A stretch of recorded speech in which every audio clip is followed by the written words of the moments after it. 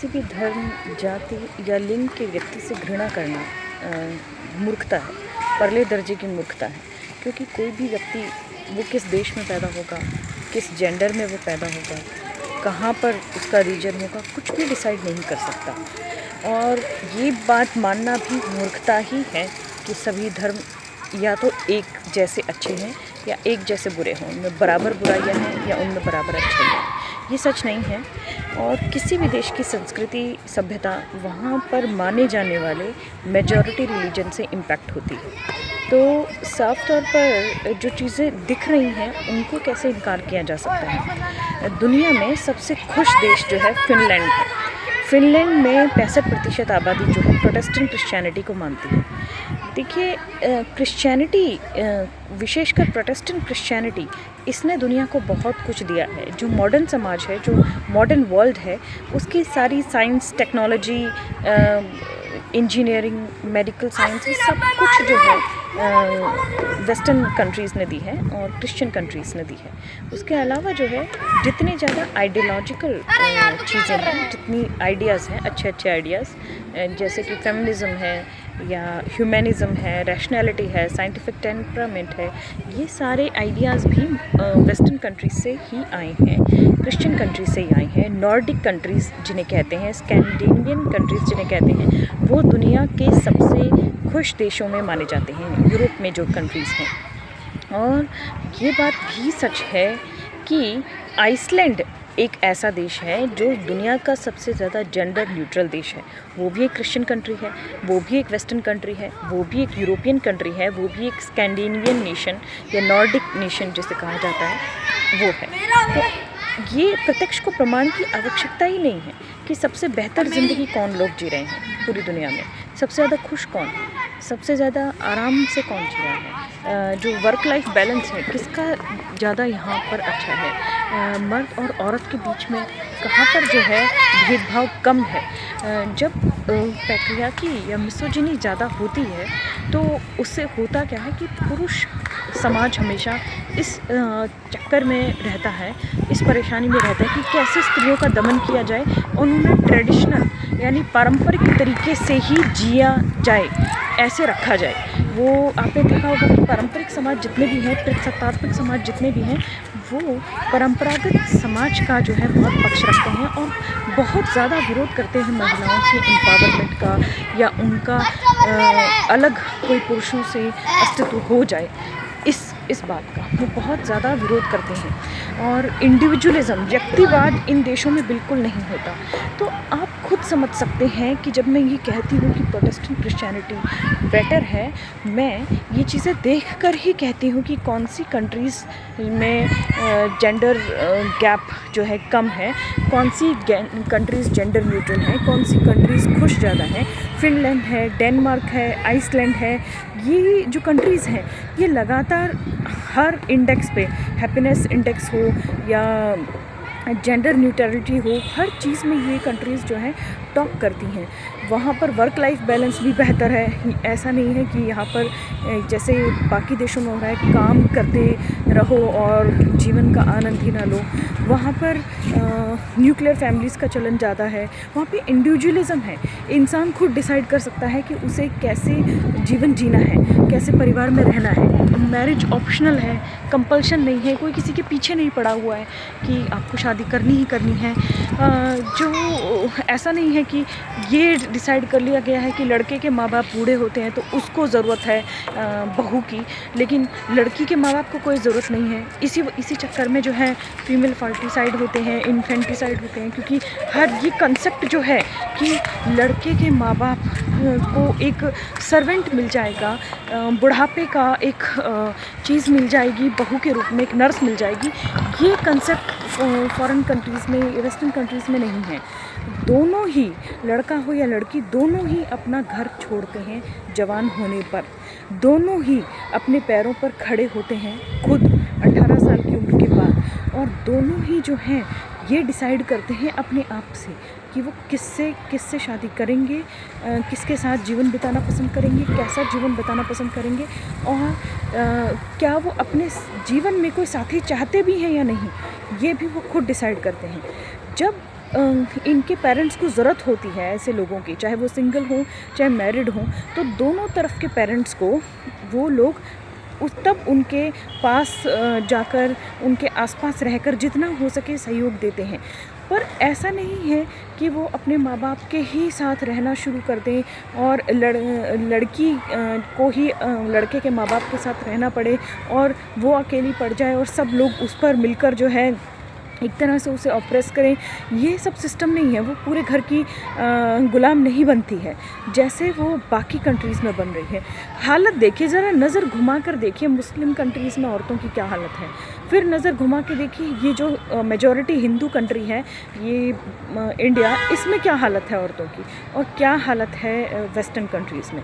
तो ये सारा का सारा कहते हैं, अभी किसी दर्शक ने कहा कि जो फिनलैंड है उसके तो ज़्यादातर लोग चर्च नहीं जाते। देखिए, चर्च जाना ना जाना अलग बात है, लेकिन जो है वहाँ की पूरी तरह सभ्यता, वहाँ की संस्कृति, वहाँ का आचार विचार व्यवहार, जीवन जीने का तरीका, सारा कुछ ईसाइयत से भरा हुआ है। इस वजह से जो वैल्यूज़ हैं, क्रिश्चियन वैल्यूज़ हैं, वो लाइफ को ऑलरेडी इतना बेटर बना देती हैं। जैसे क्रिश्चियन वैल्यूज़ क्या है कि शादी प्रेम पर आधारित होनी चाहिए। तो ऐसा नहीं है कि शादी का निर्णय लड़की के माँ बाप लें या लड़के के माँ बाप लें कास्ट के हिसाब से, रिलीजन के हिसाब से। कास्ट तो है ही नहीं क्रिश्चियनिटी में, और वो दूसरा कोई डिसीजन नहीं लेता। आपका लाइफ जो है आपके खुद के हाथ में, फ्री विल है, आप खुद चूज़ कर सकते हो। तो जितनी ज़्यादा व्यक्ति को स्वतंत्रता मिलेगी, जितनी ज़्यादा व्यक्ति की व्यक्तिगत आज़ादी उसको मिलेगी, उतना ही ज़्यादा वो देश खुशहाल होगा। अभी जो है मानसिक रूप से भारत को उस स्तर तक पहुंचने में हज़ारों साल लग जाएंगे, ऐसा लगता है। इतनी ज़्यादा पिछड़ी हुई सोच है।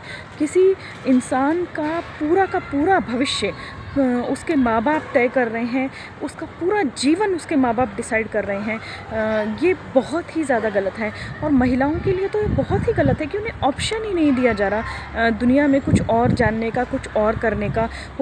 अगर उन्हें ऑप्शन, अगर मैरिज को ऑप्शनल बनाया जाए तो कितनी महिलाएं इसको चुनेंगी, इस बोझ को कितनी महिलाएं चुनेंगी जिसमें आपकी पूरी ज़िंदगी किसी दूसरे के आगे पीछे घूमने में, किसी दूसरे को ख्याल रखने में ही बीत जा रही है। आपकी ज़िंदगी में कुछ नया हो ही नहीं रहा है सिवाय घरेलू गुलामी करने के। तो ये जो चीज़ें हैं ये मैं खुल के कहती हूँ, इससे कोई फ़र्क नहीं पड़ता। अगर आप मुस्लिम हैं तो आप अपने मज़हब का पालन करते हैं, वो ठीक है, अच्छी बात है। जो शांतिपूर्वक जीवन जीना चाहते हैं उनसे नफ़रत की कोई वजह नहीं है मेरे पास, और मैं ना करती हूँ ना ऐसा करने के लिए किसी को कहती हूँ। ऐसे ही जो हिंदू शांतिपूर्वक जीवन जीना चाहते हैं उनसे कोई नफ़रत नहीं है। ना ही नफ़रत है कैथोलिक से, ना नफ़रत है सिखों से, जैन से, बुद्धिस्ट से। हर कोई, इस्लाम से, मुस्लिम से, हर कोई अपने अपने हिसाब से ज़िंदगी जी रहा है जो उसको बाई चांस रैंडमली मिल गई है। लेकिन अगर आपको चुनाव करना पड़े तो मैं जो लोग कन्वर्ट करना चाहते हैं या जो सोचते हैं कि धर्म मनुष्य को जब तक फ़ायदा ना पहुंचाए या मनुष्य के हित की कोई बात ना करे, वो धर्म बेकार है। मैं तो बाबा साहब को पढ़कर ऐसा यही सोचती हूँ कि जब तक इंसान को वो कम्युनिटी ना मिले या इंसान को वो आज़ादी ना मिले, जो वो भरोसा ना मिले जो धर्म से मिलना चाहिए, वो शक्ति ना मिले, तो वो धर्म व्यर्थ है। तो भारत में तो हालत यही है धर्मों की। अब कुछ लोग कहते हैं कि अगर आप कास्टिज़म की बात करते हो तो ईसाइयों में भी कास्टिज़म है। असल में क्या है कि दक्षिण भारत में कैथोलिक्स जो समूह हैं वो सबसे पहले ब्राह्मण जो है कन्वर्ट हुए थे कैथोलिक्स में, तो वो अपने साथ अपना जातिवाद लेकर चले गए। जैसे बाबा साहब ने कहा कि हिंदू सांस के माध्यम से ये बीमारी मुसलमानों में और ईसाइयों में फैला रहे हैं। तो जो पहले कन्वर्ट्स थे जिन्हें कैथोलिक सीरियन कहा जाता है, वो ब्राह्मण्स थे। तो इस वजह से वो अपना सुपरमैसिज्म, अपना कास्टिज़म अपने साथ लेकर चले गए, और जो बाद के जो कन्वर्ट्स हुए उनके साथ उन्होंने डिस्क्रिमिनेशन करना शुरू कर दिया। लेकिन असल में क्रिश्चियनिटी में कोई कास्ट डिस्क्रिमिनेशन है नहीं। और वैसे भी भारत में ज़्यादातर जो ईसाई धर्म परिवर्तन करते हैं या ईसाइयत की तरफ जाते हैं वो प्रोटेस्टेंट क्रिश्चियनिटी की तरफ जाते हैं। भारत में चर्चेस को कंबाइंड करके, क्लब करके दो मुख्य समूह बटे हुए हैं। एक है church of north India and church of south India. Church of north India, church of south India, दोनों ही समूह जो है प्रोटेस्टेंट क्रिश्चियनिटी के चर्चेस के का क्लब है, उनका कम्बिनेशन है। अब जो प्रोटेस्टेंट क्रिश्चियनिटी में भी ज़रा सी डिफरेंसेस पे अलग अलग मेथडिस्ट हैं, बैप्टिस्ट हैं, पेंटेकोस्टिकल चर्च हैं। जितना मैंने ये पढ़ा है, किसी ने कमेंट किया कि इनमें भी बहुत डिफरेंस है। इनका जो डिफरेंस है वो लोकल लेवल पे छोटा छोटा इनके विचारों में डिफरेंस हो सकता है। इनमें ये डिस्क्रिमिनेशन वाला नहीं है, ये भेदभाव नहीं है कि आपस में शादियां नहीं करेंगे, रोटी बेटी का व्यवहार नहीं करेंगे, आपस में बातचीत नहीं करेंगे, किसी को अपमानित करेंगे, ऐसा कुछ नहीं है। ये जो है थोड़े थोड़े चीज़ों पे विचार अलग होते हैं जिनको कैथोलिसिज्म में और प्रोटेस्टेंट्स में मुख्य अंतर नहीं पता, उनके बारे में मैं थोड़ा बता देती हूँ आपको कि जितना मैंने पढ़ा है कैथोलिक्स में क्या होता है कि पोप का और नन्स का सिस्टम होता है कि जो वेटिकन सिटी है दुनिया की कैथोलिक्स का, वो पूरा शहर ही उसका गढ़ है। जो पोप होते हैं वो ईसाइयों के, कैथोलिक ईसाइयों के धर्मगुरु होते हैं टॉप मोस्ट, और उनके साथ जो सिस्टम है वो हर चर्च में जो है फादर्स होते हैं। इन लोगों का क्या होता है कि ये आदमी जो चर्चेस में फादर्स बनते हैं या सबसे जो टॉप का होता है वो पोप बन जाता है, कार्डिनल्स बनते हैं, इनकी पोस्ट होती है अलग अलग। ये लोग कभी शादी नहीं कर सकते, ना ही ये बच्चे कर सकते हैं। वैसे ही जो चर्च में सेविकाएं होती हैं, जिन्हें नन्स कहा जाता है, सिस्टर भी कहा जाता है, वो भी शादी नहीं कर सकती, बच्चे नहीं कर सकती। और कैथोलिक्स ईसाई जो होते हैं वो जीसस को तो मानते ही हैं, साथ में वो मैरी को भी मानते हैं, जो जीसस की माँ है उसको भी मानते हैं। इसके अलावा बहुत सारे संत महात्माओं को, जो ईसाइयत में जो संत महात्मा हुए हैं उनको भी मानते हैं। तो जो है ये मेन डिफरेंस है। लेकिन प्रोटेस्टेंट क्रिश्चियनिटी वाले ये मानते हैं कि केवल जीसस जो है वही देवता है और वही जो है गॉड है, और उसके अलावा मैरी एक साधारण इंसान थी, जो केवल एक अच्छी इंसान थी, तो गॉड ने उसे चुना दुनिया में आने के लिए। और कोई भी जो संत है वो पूजा के लायक नहीं है। संत जो है एक अच्छे इंसान ज़रूर हो सकते हैं, लेकिन they are not worthy of worship, उनकी पूजा नहीं की जानी चाहिए। मैरी का सम्मान किया जाना चाहिए, मैरी की पूजा नहीं की जानी चाहिए, ये मानते हैं। और इसमें जो पास्टर्स होते हैं, यानी धर्म प्रचारक जो होते हैं, जो चर्चेस में खड़े होकर लोगों को बाइबल की शिक्षा देते हैं, धर्म के बारे में बताते हैं, वो महिलाएं भी हो सकती हैं और पुरुष भी। और आज से नहीं है, ये आर्टिकल मैंने टाइम्स ऑफ इंडिया का पढ़ा था, 2008 का आर्टिकल है। 2008 में तो नहीं, मैंने कुछ साल पहले इसे पढ़ा था और मैं चौंक गई थी कि 2008 में ही ये लिखा आया था कि चेन्नई में बहुत सारी महिला पास्टर्स उभर कर सामने आ रही हैं। तो देखिए, कोई भी धार्मिक भेदभाव नहीं है स्त्री और पुरुष में। ईसाइयत में जो महिलाएं हैं वो भी पास्टर्स बन सकती हैं, और ये बहुत अच्छी बात है, क्योंकि धर्म अगर मनुष्य के 50% हिस्से को ही कमतर मान रहा है तो वो धर्म बेकार है। अगर उसको ये सोच रहा है कि इस व्यक्ति को अधिकार ही नहीं है आगे आने का या धर्म प्रचार करने का, सेवा करने का, तो वो बेकार ही है। तो कहीं पे भी आपने नहीं देखा होगा कि हिंदुओं में मंदिरों में पंडिताइनें काम कर रही हैं, या जो है बौद्धिस्ट में जो लामा है या दलाई लामा, वो कभी कोई महिला बन सकती है, या सिखों में जो ग्रंथी है वो महिला बन सकती है, या इस्लाम में मौलाना बन सकती है महिला, लेकिन प्रोटेस्टेंट क्रिश्चियनिटी में वो पास्टर बन सकती है। तो इसलिए मैंने ये कहा कि मेरा व्यक्तिगत मानना है, क्योंकि मैं सबूतों के आधार पर ही सोचती हूँ। तो मैंने जब ये सबूत देखे कि सबसे ज़्यादा दुनिया में खुश देश जो हैं प्रोटेस्टेंट ईसाइयत वाले हैं, सबसे ज़्यादा जेंडर न्यूट्रल देश जहाँ पे स्त्री पुरुष का भेदभाव नहीं है, अच्छा वर्क लाइफ बैलेंस है, अच्छा वातावरण है, लोग अच्छी ज़िंदगी जीते हैं, खुश लोग हैं, क्योंकि वो अपना जीवन भरपूर जी रहे हैं बिना किसी भेदभाव के, ऊंच नीच के। वो सारी की सारी कंट्रीज़ जो है प्रोटेस्टेंट क्रिश्चियनिटी को ज़्यादा मानती हैं, और उनका पूरा जीवन, अगर वो ना भी जाएं चर्चेस में, उससे कोई फ़र्क नहीं पड़ता, उनका पूरा जीवन, उनका कल्चर जो है क्रिश्चियनिटी से प्रभावित है।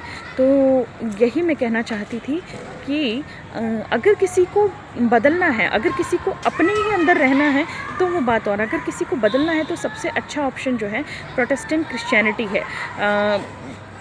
इसके अलावा मैं एक और बात कहना चाहूँगी आपसे कि बहुत सारे लोग हैं जो कहते हैं कि अरे दलितों के साथ बहुत पीड़ा हो रही है। इसमें दलित भी बहुत है कि हमारे साथ ये अत्याचार हो रहा है, वो अत्याचार हो रहा है। तो मेरा तो ये मानना है कि जब इतना अत्याचार हो रहा है, घोड़ी से उतार कर लोगों को मारा जा रहा है, तो दलितों में भी इस प्रकार का प्रचार करने की ज़रूरत है कि वो कम से कम हिंदू धर्म को छोड़ें, उससे बाहर तो निकलें। वो क्यों इसका कल्चर फॉलो कर रहे हैं, उन्हें नहीं करना चाहिए। मैंने देखा है, मैंने खुद अंदर जाके देखा है एक दलित के घर में जिसने बाबा साहब की फ़ोटो लगाई हुई थी। वो बाबा साहब की भी पूजा कर रहा है और हिंदू देवी देवताओं की भी पूजा कर रहा है, जबकि बाबा साहब के विचार हिंदू देवी देवताओं के बारे में जो थे उनका उसे आइडिया ही नहीं है। उन लोगों को आइडिया ही नहीं है कि ये सारे देवी देवताओं को बाबा साहब खारिज कर चुके हैं। तो अगर आप बाबा साहब को मान रहे हैं तो ये आप हिंदू देवी देवताओं को क्यों मान रहे हैं, हिंदू संस्कृति को क्यों मान रहे हैं। ठीक है, किसी लोगों को अगर बुद्धिज़्म अच्छा लगता है तो बुद्धिज़्म में जा सकते हैं, ईसाइयत में जा सकते हैं, और भी रास्ते खुले हैं। इस्लाम में तो मुझे नहीं लगता किसी को जाना चाहिए अपनी मर्ज़ी से, क्योंकि इस्लाम में तो वही भेदभाव, कम से कम स्त्री और पुरुष के बीच में जो भेदभाव है, इतनी गर्मी में जो वो बुर्के हैं, वो तो कहीं से भी इंसानियत नहीं है। कितनी गर्मी है भारत में। भारत एक गर्म देश है, उसमें सर से लेकर पाँव तक खुद को काले कपड़े में ढक लेना सिर्फ इसलिए, सिर्फ ये कसूर की गलती से आप महिला पैदा हो गए, तो उसमें तो कुछ भी बराबरी नहीं है, वो तो नहीं हो सकता। आप एजुकेशन का लेवल देख सकते हैं, मैं कोई झूठ नहीं बोल रही। मुस्लिम वुमेन एजुकेशन का लेवल देखिए कंपेयर टू अदर रिलीजन्स। आपको पता है कि सबसे ज़्यादा कौन से रिलीजन की महिलाएं शिक्षित हैं, अगर उनकी परसेंटेज के हिसाब से देखा जाए कि मतलब किस समाज में ज़्यादा महिलाएं शिक्षित हैं, तो ईसाइयत में ही वो महिलाएं मिलेंगी जो जिनका लिटरेसी रेट ज़्यादा है। इंडिया में भी यही है। आप ये सारा जो कुछ मैं बोल रही हूँ, हैप्पीनेस इंडेक्स के बारे में, जेंडर न्यूट्रलिटी के बारे में, प्रोटेस्टेंट क्रिश्चियनिटी के बारे में, ये चीज़ें सर्च करके देखिए। मैं भी इस नतीजे पे सर्च करके ही पहुँची हूँ। हाँ, बुद्धिज़्म से मुझे ये है कि अगर लोग अपनाते हैं तो उनकी मर्ज़ी है। मुझे बुद्धिज़्म इसलिए पसंद नहीं है क्योंकि इसमें गॉड नहीं है। जब आपका गॉड नहीं है किसी रिलीजन में, तो वो रिलीजन मनुष्य के ज़्यादा काम का नहीं है मेरे हिसाब से, क्योंकि जो गॉड है उसके ही भरोसे तो इंसान की ज़िंदगी ऊपर नीचे जब होती है, तो गॉड का जो भरोसा है वो हमें पकड़े रखता है। गॉड के भरोसे पे जो है हम अपने आप को संभाल पाते हैं कि सब ठीक हो जाएगा। भगवान पर भरोसा रखो, गॉड पर भरोसा रखो, जीसस पर भरोसा रखो। अगर ये भरोसा ही नहीं है तो फिर वो चीज़ इंसान के ज़्यादा काम आती नहीं है। इसलिए बुद्धिज़्म को रिफॉर्म करने की सारी कोशिशें बेकार गई हैं। और भारत में और जो बुद्धिस्ट कंट्रीज़ हैं वहाँ पर भी आप देखेंगे कि लोग क्रिश्चियनिटी में, प्रोटेस्टेंट क्रिश्चियनिटी में जा रहे हैं, मिशनरीज़ जो वर्क कर रही हैं। भारत में क्या, पूरी दुनिया में इनका परसेंटेज देखिए। भारत में देखिए कि ईसाइयों की क्या परसेंटेज है और कितने स्कूल और हॉस्पिटल्स उन्होंने बना दिए हैं। सबसे अच्छी बात जो मुझे मिशनरीज़ वर्क की ये लगती है, ईसाइयत की ये लगती है कि ये स्वास्थ्य और शिक्षा पर बहुत ध्यान देते हैं। इनका मानना है, बाइबल में लिखा है कि जो सर्विस है, मतलब सर्विस टू मैनकाइंड, मानवता की सेवा करना बहुत ज़रूरी है, क्योंकि बाइबल को हर इंसान को पढ़ना आना चाहिए। इस सोच के कारण जो है दुनिया में सबसे ज़्यादा बिकने वाली पुस्तक बाइबल बनी। प्रिंटिंग प्रेस का आविष्कार बाइबल को छापने के और बांटने के उद्देश्य से किया गया, क्योंकि हर किसी को पढ़ना आना चाहिए।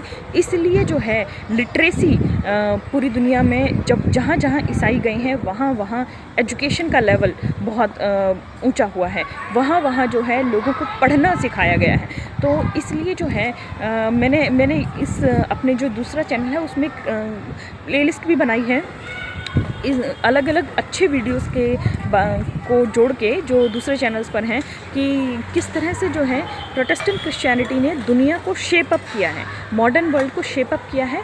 और मॉडर्निटी की तरफ जितना ज़्यादा मनुष्य जाता है उतना ही ज़्यादा उसको सुख का अनुभव होता है, उतना ही ज़्यादा वो शांति पाता है। जितना ज़्यादा आप अपनी सोच को पिछड़ा हुआ रखेंगे उतना ही ज़्यादा नुकसान में रहेंगे। धन्यवाद।